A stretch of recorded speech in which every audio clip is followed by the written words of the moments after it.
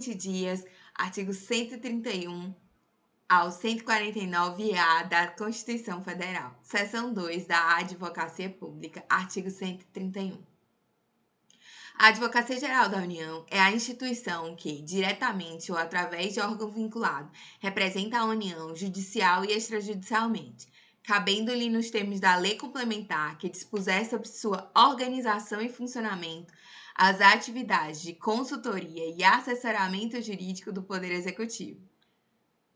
Aí vale uma decisão que está em informativo 1066, foi decisão em sede de repercussão geral, foi decidido que o atual ordenamento jurídico prevê aos advogados da União o direito de gozar somente 30 dias de férias anuais, e não os 60 dias. Parágrafo 1º. A Advocacia Geral da União tem por chefe o Advogado-Geral da União, de livre nomeação pelo Presidente da República, dentre cidadãos maiores de 35 anos, de notável saber jurídico e reputação ilibada. Parágrafo 2º. O ingresso nas classes iniciais das carreiras da instituição de que trata esse artigo far-se-á mediante concurso público de provas e títulos. Parágrafo 3º. Na execução da dívida ativa de natureza tributária, a representação da União cabe à Procuradoria-Geral da Fazenda Nacional, observado e disposto em lei. Artigo 132.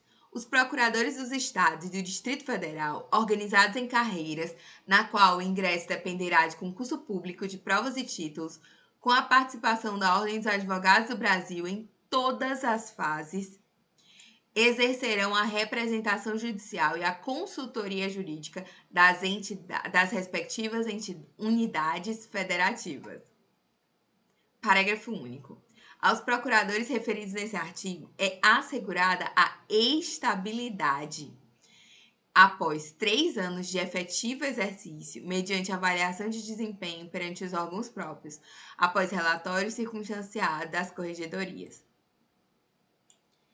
Vale a leitura de alguns julgados. Primeiro, é inconstitucional norma de Constituição Estadual que, após o advento da Constituição Federal de 88, cria órgão de assessoramento jurídico auxiliar, Assessoria Jurídica Estadual, em caráter permanente vinculado expressamente à PGE, a Procuradoria-Geral do Estado, às quais compete o exercício de atividades de representação judicial, consultoria e assessoramento jurídico, porque existe o princípio da unicidade de representação na esfera estadual. Então, o princípio da unicidade de representação judicial e da consultoria jurídica dos estados e do Distrito Federal foi decidido em informativo 1086 de 2023.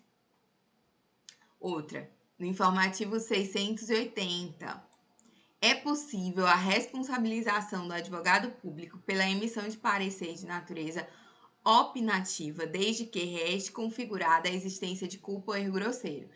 A possibilidade de responsabilização do parecerista por opiniões jurídicas, ela é excepcional, mas se ele responder, há necessidade de demonstrar erro grosseiro ou culpa. Mas no caso de parecer vinculante, a responsabilidade é solidária. Seguindo aqui para o próximo. Desde que respeitado o teto remuneratório, lei estadual pode destinar aos procuradores do Estado os honorários advocatícios advindos de meios alternativos de cobrança. Decisão do informativo 1058 de 2022. Seguindo aqui para a leitura do Seção 3 da Advocacia, artigo 133. O advogado é indispensável à administração da justiça, sendo inviolável por seus atos e manifestações no exercício da profissão nos limites da lei. Seção 4 da Defensoria Pública. A Defensoria Pública é uma instituição permanente, essencial à função jurisdicional do Estado, incumbindo-lhe como expressão e instrumento do regime democrático, fundamentalmente a orientação jurídica, a promoção dos direitos humanos e a defesa em todos os graus, judicial e extrajudicial, dos direitos individuais e coletivos de forma integral e gratuita aos necessitados, na forma do inciso L, X, X e V do artigo 5º da Constituição Federal. Então, essa é a Defensoria. Vamos lá. Parágrafo 1º. Lei complementar organizará a Defensoria Pública da União e do Distrito Federal e dos territórios e prescreverá normas gerais para sua organização nos estados, em cargos de carreira providos na classe inicial mediante concurso público de provas e títulos, assegurada a seus integrantes a garantia da inamovibilidade e então, defensores têm garantia de inamovibilidade e vedado o exercício da advocacia fora das atribuições institucionais. Então, é garantida a inamovibilidade e vedado o exercício da advocacia fora dos interesses institucionais, fora das atribuições institucionais. Parágrafo 2º. As defensorias públicas estaduais são asseguradas a autonomia funcional, administrativa e a iniciativa de sua proposta orçamentária, dentro dos limites estabelecidos na Lei de Diretrizes Orçamentárias e subordinação ao artigo 99. Parágrafo 3º. Aplica-se o disposto no parágrafo 2º às defensorias públicas da União e do Distrito Federal. Parágrafo 4º. São princípios institucionais da Defensoria, a unidade, a individualidade, a indivisibilidade, e a independência funcional. A individualidade, a unidade, a indivisibilidade, a independência funcional. Aplicando-se também no que couber o disposto no artigo 93, inciso 2 e artigo 96 da Constituição Federal. Esses princípios institucionais da Defensoria também são os mesmos do Ministério Público, que estava lá no artigo 127. Unidade, indivisibilidade e independência funcional. Esses dispositivos 90 e 96 são aplicáveis à magistratura. E aí você vai fazer o raciocínio similar. Artigo 135. Os servidores integrantes das carreiras disciplinares nas seções 2 e 3 desse capítulo serão remunerados na forma do 34, parágrafo 4º, ou seja, exclusivamente subsídios. Por subsídio.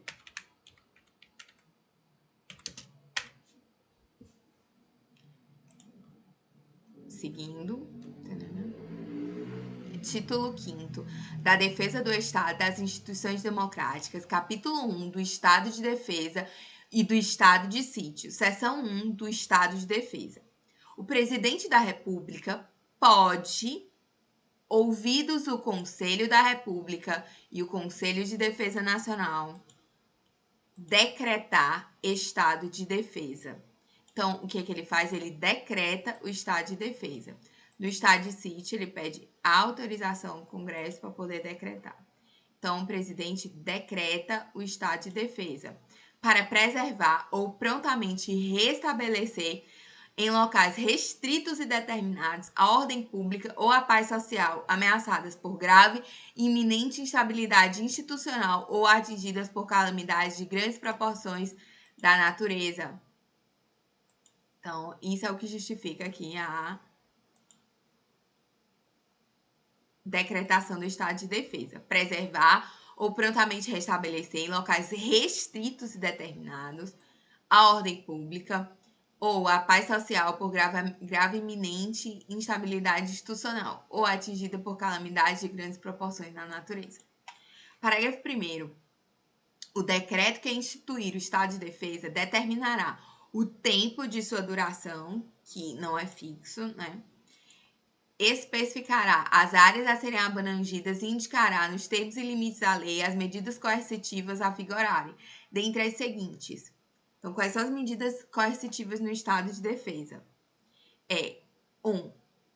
Restrições aos direitos de a. Reunião, ainda que exercida no seio das associações. Vale dizer, né, que estado de defesa é restrição do direito de reunião, estado de sítio, suspensão do direito de reunião. Então, vamos lá, medidas restritivas, coercitivas. Restrições aos direitos de reunião, ainda que no seio das associações. B. Sigilo de correspondência, também restrições ao sigilo de correspondência. C. Restrições ao sigilo de comunicação telegráfica e telefônica. 2. ocupação e uso temporário de bens e serviços públicos na hipótese de calamidade pública, respondendo à União pelos danos e custos decorrentes. Então, ela ocupa e usa bens públicos na hipótese de calamidade pública, respondendo à União pelos danos e custos decorrentes. Parágrafo 2º.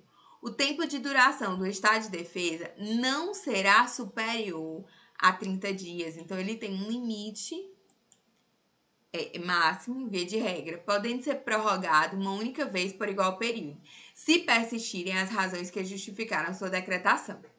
Parágrafo 3º. Na vigência do estado de defesa, a prisão por crime contra o Estado, determinada pelo executor da medida, será por este comunicada imediatamente ao juiz competente, que a relaxará se não for legal facultado ao preso requerer exame do corpo de delito à autoridade policial. 2. A comunicação será acompanhada de declaração pela autoridade do estado físico e mental do detido no momento da autuação. 3. A prisão ou detenção de qualquer pessoa não poderá ser superior a 10 dias, salvo quando autorizada pelo Poder Judiciário. 4. É vedada a incomunicabilidade do preso. É importante que se diga que é vedada a incomunicabilidade do preso no estado de defesa. Parágrafo 4º. Decretado o estado de defesa ou sua prorrogação, o presidente da República, dentro de 24 horas, submeterá o ato com a respectiva justificação ao Congresso Nacional, que decidirá por maioria absoluta. Parágrafo 5º. Se o Congresso Nacional estiver em recesso, será convocado extraordinariamente no prazo de 5 dias. Então, decretado o estado de defesa, o presidente da República, ou mesmo a prorrogação, ele tem que submeter o ato ao Congresso Nacional no prazo de 24 horas. Porém, se o Congresso estiver em recesso, ele vai ser convocado extraordinariamente no prazo de 5 dias. Parágrafo 6º. O Congresso Nacional apreciará o decreto dentro de 10 dias contados de seu recebimento, devendo continuar funcionando enquanto vigorar o estado de defesa. Parágrafo 7º. Rejeitado o decreto, cessa imediatamente o estado de defesa. Rejeitado o decreto, já cessa imediatamente, sem outra providência, o estado de defesa. Seção 2 do estado de sítio. Artigo 137. O presidente da República pode, ouvidos o Conselho da República e o Conselho de Defesa Nacional, solicitar. O que é que ele faz? Ele solicita o estado de defesa, o estado de sítio, ele não decreta, ele solicita ao Congresso Nacional para poder decretar. Então, ele pode, tem que ouvir também no estado de defesa o Conselho da República e o Conselho de Defesa Nacional. Aí ele solicita ao Congresso a autorização para decretar o estado de sítio nos casos de 1. Comoção grave de repercussão nacional ou ocorrência de fatos que comprovem a ineficácia de medida tomada durante o estado de defesa. Ou é a comoção grave de repercussão nacional ou ocorrência de fatos que comprovem a ineficácia da medida tomada durante o estado de defesa. 2. Declaração de estado de guerra ou resposta à agressão armada estrangeira. Parágrafo único. O presidente da República, ao solicitar autorização para decretar o estado de sítio ou sua prorrogação, relatará os motivos determinantes do pedido, devendo o Congresso Nacional decidir por maioria absoluta. Artigo 138. O decreto do estado de sítio indicará a sua duração, as normas necessárias à sua execução e as garantias constitucionais que ficarão suspensas. E depois de publicado, o presidente da República designará o executor das medidas específicas e as áreas abrangidas. Parágrafo 1º. O estado de sítio, no caso 137, inciso 1, que é no caso de comoção grave de repercussão nacional ou a ocorrência de fatos que comprovem a ineficácia do estado de defesa, ele não poderá ser decretado por mais de 30 dias, nem prorrogado de cada vez por prazo superior. No inciso 2, que é aquele que é declaração de estado de guerra, agressão estrangeira, armada, né? Poderá ser decretado por todo o tempo que perdurar a guerra ou agressão armada estrangeira. Então, no inciso 1, ele não poderá ser decretado por mais de 30 dias, nem prorrogado de cada vez por prazo superior. Mas, no caso de agressão, de guerra, de agressão, ele pode durar o tempo que durar essa guerra, essa agressão. Parágrafo 2º. Solicitada a autorização para decretar o estado de sítio durante o recesso parlamentar, o presidente do Senado Federal, de imediato, convocará extraordinariamente o Congresso Nacional para se reunir dentro de 5 dias a fim de apreciar o ato. Então, aqui, o Congresso Nacional também vai ser chamado extraordinariamente pelo mesmo prazo de 5 dias, mas agora para autorizar o estado de sítio. Parágrafo 3º. O Congresso Nacional permanecerá em funcionamento até o término das medidas coercitivas. Não há fechamento do Congresso, do estado de sítio. Artigo 139. Na vigência do estado de sítio, decretado com fundamento no artigo 137, inciso 1, que há comoção grave de repercussão nacional ou ocorrência de fatos que comprovem a ineficácia do estado de defesa, só poderão ser tomadas contra as pessoas as seguintes medidas. Então, no estado de sítio, quais são as medidas coercitivas? 1. Obrigação de permanência em localidade determinada. 2. Detenção em edifício não destinado a acusados ou condenados por crimes comuns. 3. Restrições relativas à inamovibilidade de correspondência, ao sigilo das comunicações, à prestação de informações e à liberdade de imprensa, radiodifusão e televisão na forma da lei. 4. Suspensão da liberdade de reunião, diferente do estado de defesa, que é restrição à liberdade de reunião. 5. Busca e apreensão em domicílio. Você vê que aqui as medidas são mais sérias, né? Mais graves. Inciso 6. Intervenção nas empresas de serviços públicos. 7. Requisição de bens. E não só bens públicos, né? Porque não tem essa restrição aqui. Parágrafo único. Não se inclui nas restrições do inciso 3, qual é o inciso 3? As restrições relativas à inamovibilidade, correspondência, sigilo de comunicações, prestação de informações, liberdade de imprensa, radiodifusão e televisão.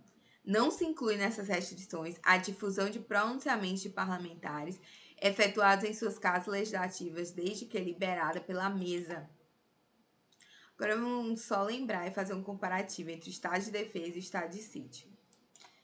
Estado de defesa. Hipóteses: preservar ou restabelecer em locais estritos e determinados a ordem pública ou a paz social. Estado de sítio. Quais são as hipóteses? 1. Grave repercussão nacional ou ineficácia das medidas adotadas em estado de defesa. Ele não pode ser prorrogado, nesse caso, por mais de 30 dias, nem prorrogado por mais de 30 dias de cada vez. Também pode ser decretado estado de sítio em caso de guerra ou resposta à agressão armada estrangeira e pode ser decretado durante todo o período que durar essa guerra, essa agressão. Quem é que decreta o estado de defesa? O presidente da República, e depois submete ao Congresso Nacional dentro de 24 horas. No estado de sítio, o presidente da República solicita ao Congresso e depois, se autorizado, decreta. O Congresso tem 24 horas também para se manifestar. Se for convocação extraordinária, 5 dias. Prazo de duração do estado de defesa, 30 dias. Prazo de duração do estado de sítio. O estado de sítio, o decreto vai indicar o prazo. Ele não pode ser superior de cada vez por mais de 30 dias, nem prorrogado, se tratar de hipótese 1, que é agressão, repercussão e ineficácia do estado de defesa, repercussão nacional, grave repercussão nacional. Mas se for em caso de guerra, pelo tempo que a guerra durar, por exemplo. Então, o Congresso Nacional, ele decide por maioria absoluta se tá ok o estado de defesa, sob a decretação de estado de defesa que já foi feita. e ele tem o prazo de 10 dias. Se estiver em recesso, sessão extraordinária, prazo de 5 dias. Congresso Nacional autoriza ou não por maioria absoluta. Se estiver em recesso, sessão extraordinária, presidente do Senado convoca em 5 dias. Medidas coercitivas. Quais são as medidas coercitivas no estado de defesa?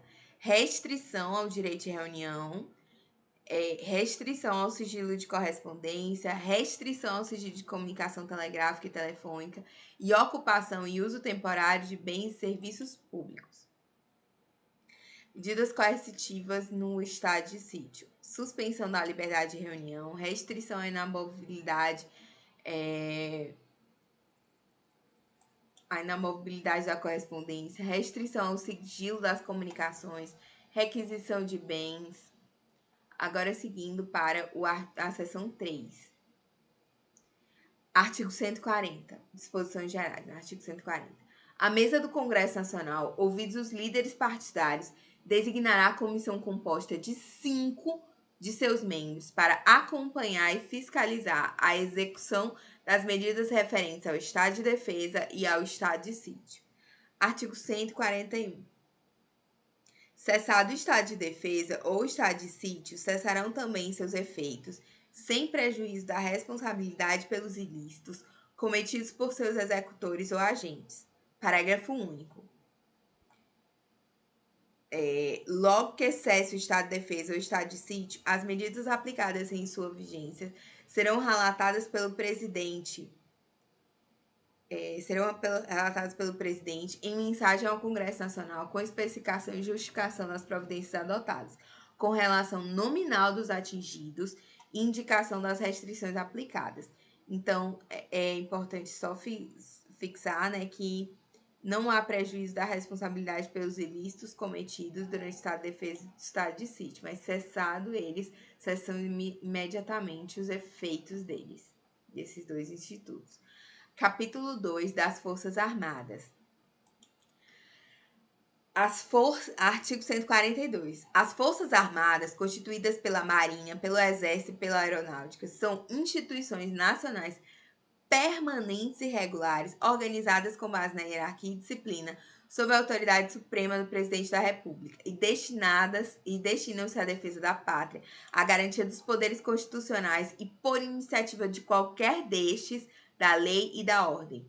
Lei complementar estabelecerá, parágrafo 1º, né? Lei complementar estabelecerá normas gerais a serem adotadas na organização e no preparo e no emprego das Forças Armadas. Parágrafo 2º. Não caberá habeas corpus em relação a punições disciplinares militares. Então, não cabe habeas corpus em relação a punições disciplinares militares. Parágrafo 3º. Os membros das Forças Armadas são denominados militares, aplicando-se-lhes, além das que vierem a ser fixadas em lei, as seguintes disposições. 1. As patentes, com prerrogativas, direitos e deveres a elas inerentes, são conferidas pelo Presidente da República e assegurados em plenitude aos oficiais da ativa, reserva ou reformados, sendo-lhes privativos os títulos e postos militares e, juntamente com os demais membros, o uso do uniforme das Forças Armadas. Parágrafo, inciso 2. O militar em atividade que tomar posse em cargo ou emprego público civil permanente, ressalvada a hipótese do 37, inciso 16, a linha C, será transferido para a reserva nos termos de lei. Esse artigo 37, inciso 16, a linha C, trata dos dois casos de cargos de profissionais da saúde com profissões regulamentadas. Então, se o militar for médico, enfermeiro, ele pode acumular 2 cargos. Parágrafo, inciso 3, aliás. O militar da ativa que, de acordo com a lei, tomar posse em cargo, emprego ou função civil temporária, não eletiva, ainda que da administração indireta, ressalvada a hipótese do 37, 16, a linha C, ficará agregado ao respectivo quadro e somente poderá, enquanto permanecer nessa situação, C. Promovido por antiguidade, contando-se o tempo de serviço apenas para aquela promoção e transferência para a reserva, sendo depois de 2 anos de afastamento contínuos ou não, transferindo para a reserva nos termos da lei. Então, aqui, ó, o militar em atividade que tomar posse em cargo de emprego civil, ele vai ser transferido para a reserva. Aqui,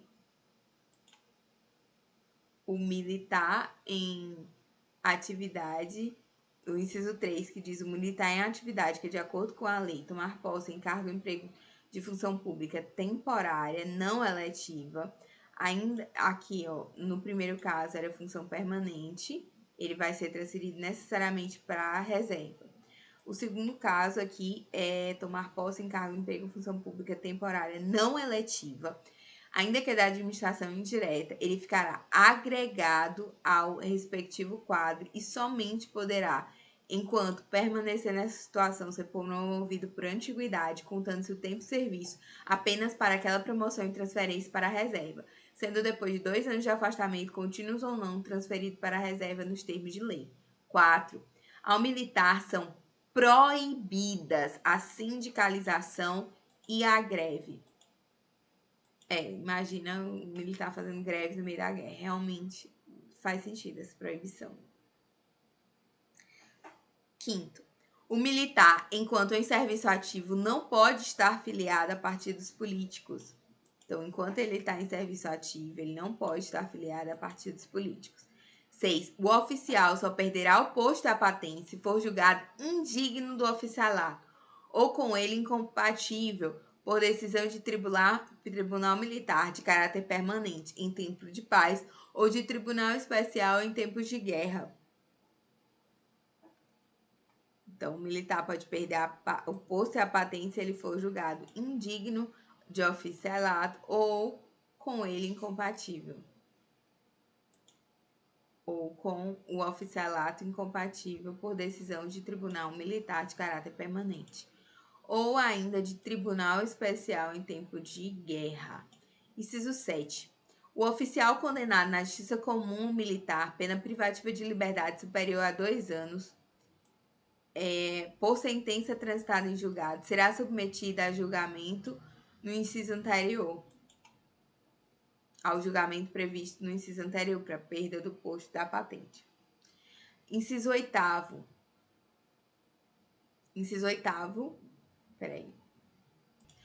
Aplica-se aos militares o disposto no artigo 7º, incisos 8, que é o 13º, incisos 12, que é o salário família, inciso 17, que é férias anuais remuneradas, mais o texto constitucional, inciso 18, que é a licença gestante, inciso 19, licença paternidade, inciso 25, e no artigo 37, inciso 11, que é o teto, inciso 13, que é a vedação, a vinculação ou equiparação da remuneração do servidor, inciso 14, acréscimos pecuniários não serão computados nem acumulados para fins de concessão de acréscimos ulteriores, e 15, irredutibilidade dos subsídios, bem como na forma da lei, com prevalência da atividade militar, no artigo 37, inciso 16, a linha C, 2 cargos de saúde com profissões regulamentadas. Dizendo o inciso 9, vetado. Inciso 10. A lei disporá sobre o ingresso nas Forças Armadas, os limites de idade, a estabilidade e outras condições de transferência do militar para a inatividade, os direitos, os deveres e a remuneração, as prerrogativas e outras situações especiais dos militares, consideradas as peculiaridades de suas atividades, inclusive aquelas cumpridas por força de compromissos internacionais e de guerra. Artigo 143. O serviço militar é obrigatório nos termos de lei. Parágrafo 1º. As Forças Armadas competem na forma da lei atribuir serviço alternativo aos que, em tempos de paz, após alistados, alegarem imperativo de consciência, entendendo-se como tal a decorrente de crença religiosa e de convicção filosófica ou política, para eximirem-se das atividades de caráter essencialmente militar. Em tempos de paz, né? Tudo isso em tempos de paz após o alistamento. Parágrafo 2º. As mulheres e os eclesiásticos ficam isentos do serviço militar obrigatório em tempos de paz, sujeitos, porém, a outros encargos que a lei lhes atribuir. Seguindo aqui para o capítulo 3 da Segurança Pública, artigo 144. A segurança pública, dever do Estado, direito e responsabilidade de todos, é exercida para a preservação da ordem pública e da incolumidade das pessoas e do patrimônio, através dos seguintes órgãos. 1. Polícia Federal. 2. Polícia Rodoviária Federal. 3. Polícia Ferroviária Federal. 4. Polícias Civis. 5. Polícias Militares e Corpos de Bombeiros Militares. 6. Polícias Penais Federal, Estaduais e Distrital. Parágrafo 1º. A Polícia Federal, instituída por lei como órgão permanente, organizado e mantido pela União, estruturado em carreira, destina-se a 1. Apurar infrações penais contra a ordem política e social em detrimento de bens e serviços da União ou de outras entidades autárquicas e empresas públicas, assim como infrações que tenham repercussão internacional ou interestadual e exija repressão uniforme, segundo dispuser a lei. Inciso 2. Reprimir o tráfico ilícito de entorpecentes e drogas afins, o contrabando e descaminho, sem prejuízo da ação fazendária e de outros órgãos públicos nas respectivas áreas de competência. 2. Exercer as funções de polícia marítima, aeroportuária e de fronteiras. Também é função da Polícia Federal. E 4. Exercer com exclusividade as funções de Polícia Judiciária da União. Parágrafo 2º. A Polícia Rodoviária Federal, órgão permanente, organizado e mantido pela União, estruturado em carreira, destina-se na forma da lei ao patrulhamento ostensivo das rodovias federais. Parágrafo 3º. A Polícia Ferroviária Federal, órgão permanente, organizado e mantido pela União, estruturado em carreira, destina-se na forma da lei ao patrulhamento ostensivo das ferrovias federais. Parágrafo 4º. As polícias civis, dirigidas por delegados de polícia de carreira, incumbem, ressalvado competência da União, as funções de polícia judiciária e apuração de infrações penais, exceto as militares. Parágrafo 5º. As polícias militares cabem à polícia ostensiva e à preservação da ordem pública, aos corpos de bombeiros militares, além das atribuições definidas em lei, incumbe a execução de atividades de defesa civil. Parágrafo 5º.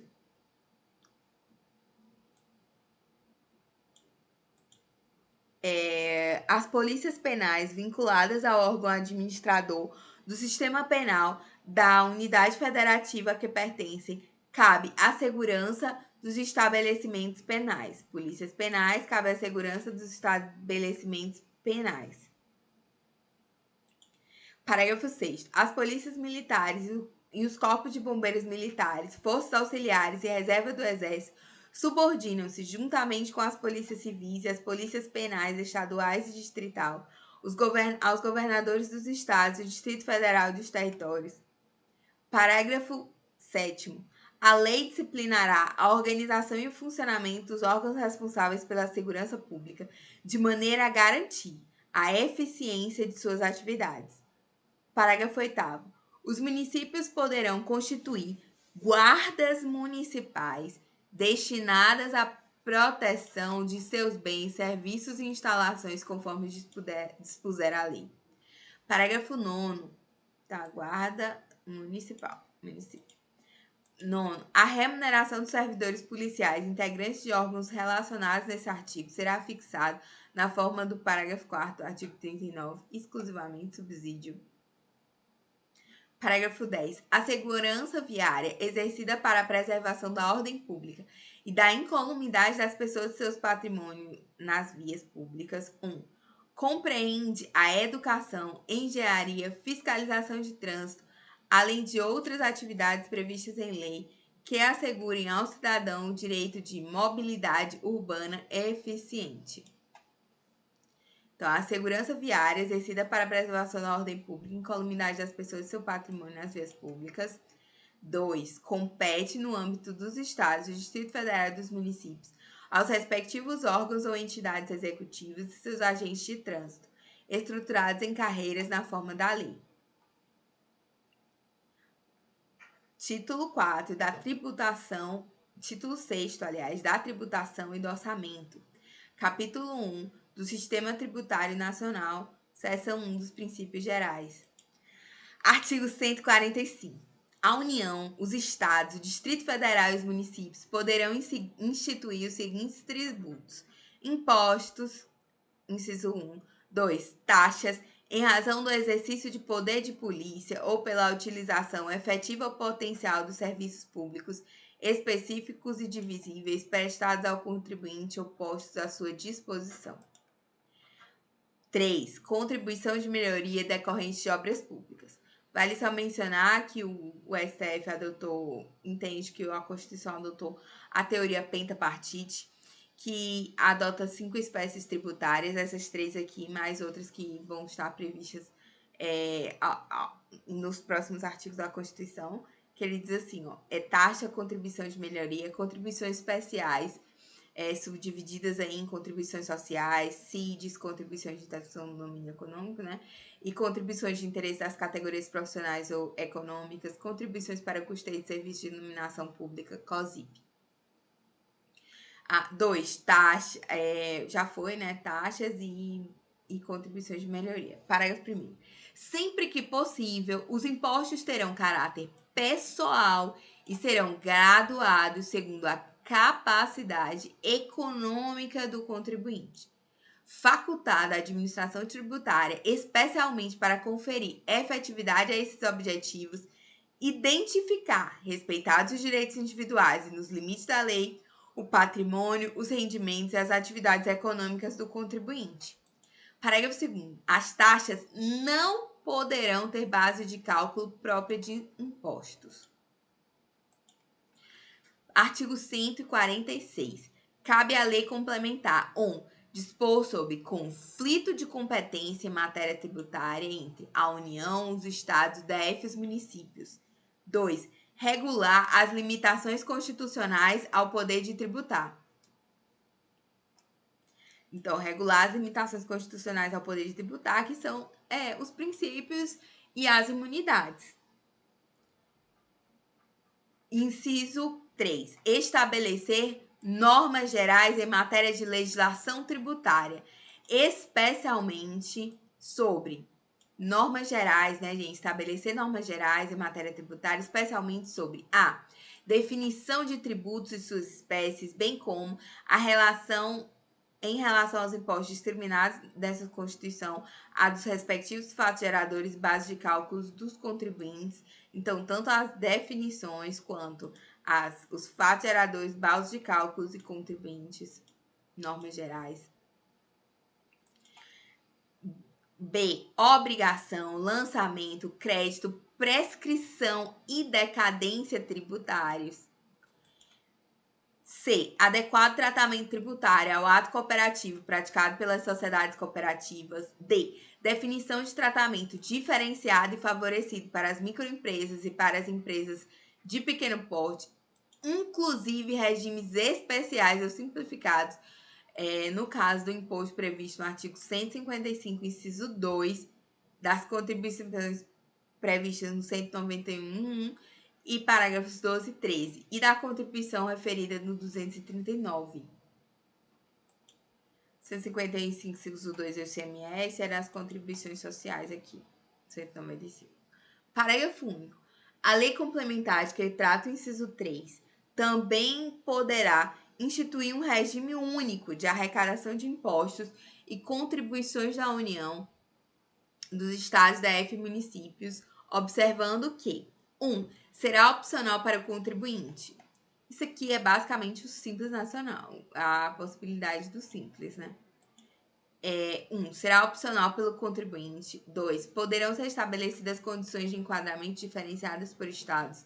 3. O recolhimento será unificado e centralizado e a distribuição da parcela de recursos pertencente aos respectivos entes federados será imediata, vedada qualquer retenção ou condicionamento. Então, é vedada qualquer retenção ou condicionamento. 4. A arrecadação, a fiscalização e a cobrança não poderão ser compartilhadas pelos entes federados adotando cadastro nacional único de contribuintes. Artigo 146-A. Lei complementar poderá estabelecer critérios especiais de tributação com o objetivo de prevenir desequilíbrios da concorrência, sem prejuízo da competência da União por lei estabelecer normas de igual objetivo. Artigo 147. Competem à União em território federal os impostos estaduais e, se o território não for dividido em municípios, cumulativamente os impostos municipais. Ao Distrito Federal cabem os impostos municipais.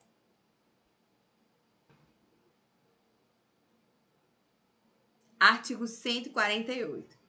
Mediante lei complementar, a União, mediante lei complementar, poderá instituir empréstimos compulsórios.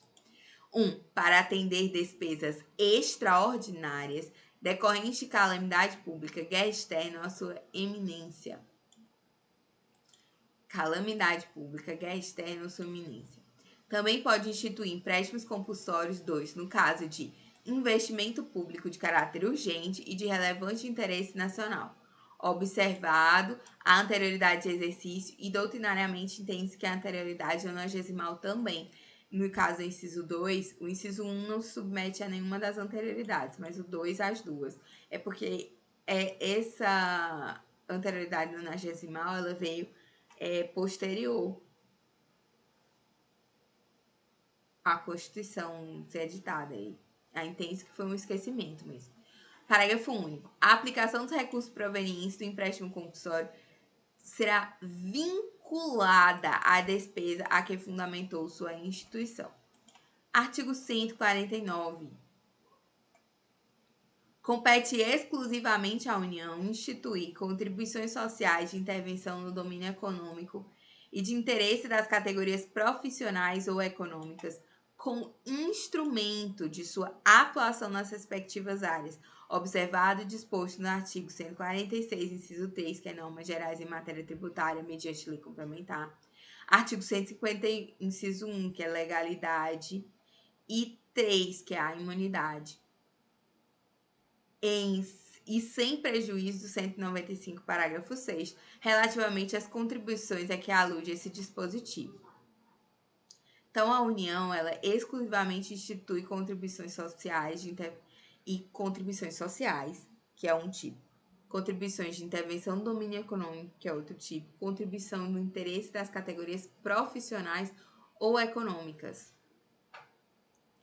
Parágrafo 1º do artigo 149.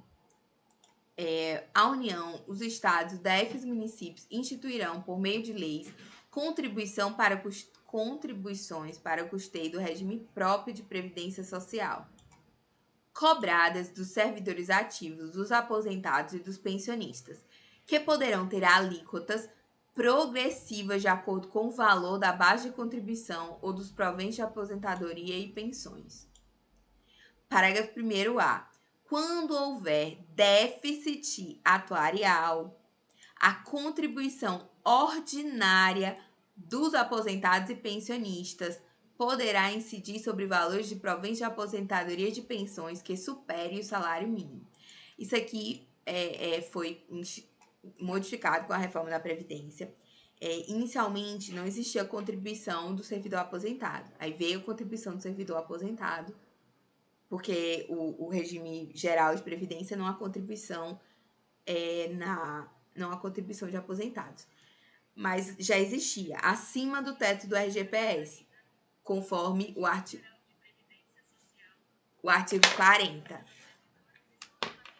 Porém, no caso agora, com a emenda 103, aqui esse parágrafo, o que é que aconteceu? Ele facultou a contribuição acima de um salário mínimo. A lei do estado de Ceará, por exemplo, que eu atuei como juíza leiga, lá, acima de 2 salários mínimos, já é instituída a contribuição social. A contribuição social não, a contribuição previdenciária dos aposentados, dos servidores aposentados. Aí muita gente estava questionando, muitos professores, muitos servidores aposentados foram questionar na justiça, mas o Supremo Tribunal Federal considerou constitucional. Então, com base nesse déficit atuarial, os estados, eles podem instituir essa contribuição ordinária dos aposentados e pensionistas sobre os proventos de aposentadoria que superem o salário mínimo. E se isso não for suficiente, o que é que eles podem fazer? O parágrafo 1º-B diz que, demonstrada a insuficiência da medida do parágrafo A para equacionar o déficit atuarial, é facultada a instituição de contribuição extraordinária no âmbito da União dos servidores públicos ativos, dos aposentados e dos pensionistas. Então, ele facultou para equacionar o déficit atuarial ainda a instituição de contribuição extraordinária. Parágrafo 1º-C. A contribuição extraordinária, decretado 1º-B, deverá ser instituída simultaneamente com outras medidas para o equacionamento do déficit e vigorará por período determinado, contado da data da instituição. Pelo menos essa medida de contribuição extraordinária, ela tem um prazo. Já a medida da contribuição ordinária dos aposentados, ela é para corrigir o déficit, mas ela não tem um prazo, né? A outra tem. Se eu não me engano, acho que ficou 20 anos. Confirar a emenda e o regulamento, vocês vão ver. Vão confirmar. Parágrafo 2º. As contribuições sociais e de intervenção no domínio econômico de que trata o caput desse artigo, as contribuições sociais e de intervenção no domínio econômico que trata o caput desse artigo, 1. Não incidirão sobre as receitas decorrentes de exportação. 2. Incidirão também sobre a importação de produtos estrangeiros ou serviços. 3. Poderão ter alíquotas a ad valorem, tendo por base o faturamento, a receita bruta, o valor da operação, no caso de importação, valor aduaneiro. B. Específica, tendo por base a unidade de medida adotada. Parágrafo 3º. Pessoa natural destinatária das operações de importação poderá ser equiparada à pessoa jurídica na forma da lei. Parágrafo 4º. A lei definirá as hipóteses em que as contribuições incidirão uma única vez. Artigo 149-A. Os municípios e o Distrito Federal poderão instituir, na forma das respectivas leis para o custeio do serviço de iluminação pública, observado o artigo 150 e o 3, né, que é a legalidade e as imunidades, parágrafo único. É facultada a cobrança da contribuição a que se refere o caput na fatura de consumo de energia elétrica. Então, é facultada a contribuição para o custeio de iluminação pública, junto com a fatura do consumo de energia elétrica. Ela é instituída por quem? É a contribuição que é instituída pelos municípios e DF, junto com a contribuição previdenciária, que é instituída por todos os entes, que é possível de ser instituída por todos os entes. Foi isso hoje, até o próximo.